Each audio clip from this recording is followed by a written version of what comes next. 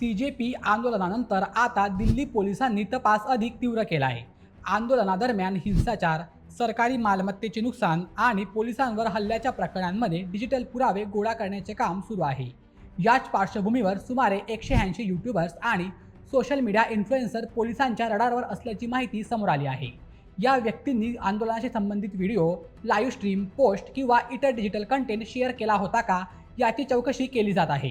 याशिवाय CCTV footage, social media post, mobile data आणि इतर डिजिटल पुराव्यांच्या आधारे संपूर्ण घटनेचा तपास सुरू असल्याची दिल्ली पोलिसांनी माहिती दिली आहे।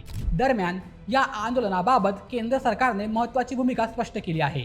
सरकारच्या म्हणण्यानुसार सामान्य विद्यार्थ्यांवर कोणताही गुन्हा दाखल केला जाणार नाही, म्हणजेच शांततेत आंदोलनात सहभागी झालेल्या विद्यार्थ्यांवर कारवाई होणार नसल्याचे सरकारने स्पष्ट केले आहे। मात्र आंदोलनादरम्यान हिंसाचार, तोडफोड, सरकारी मालमत्तेचे नुकसान किंवा पोलिसांवर हल्ला केल्याचा आरोप असलेल्या सुमारे 2700 संशयित किंवा आरोपींविरोधातील FIR कायम राहतील, असे सरकारने स्पष्ट केले आहे। या प्रकरणामध्ये कायद्यानुसार तपास आणि पुढील कारवाई सुरूच राहणार आहे। या संपूर्ण प्रकरणामुळे सोशल मीडियाची भूमिका, आंदोलनातील डिजिटल पुरावे आणि कायद्याची अंमलबजावणी यावर पुन्हा एकदा चर्चा सुरू झाली आहे। एकीकडे विद्यार्थ्यांना दिलासा देण्याचा प्रयत्न सरकारकडून करण्यात आला असला तरी दुसरीकडे हिंसाचारात सहभागी झालेल्या विरोधात कठोर कारवाईचा इशाराही देण्यात आला आहे।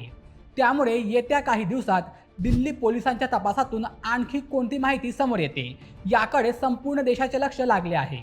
तर मित्रांनो, या प्रकरणावर तुमचं काय मत आहे कमेंटमध्ये नक्की सांगा आणि अशा व्हिडिओसाठी आपल्या बोलमेटच्या YouTube चॅनलला सबस्क्राईब करायला विसरू नका।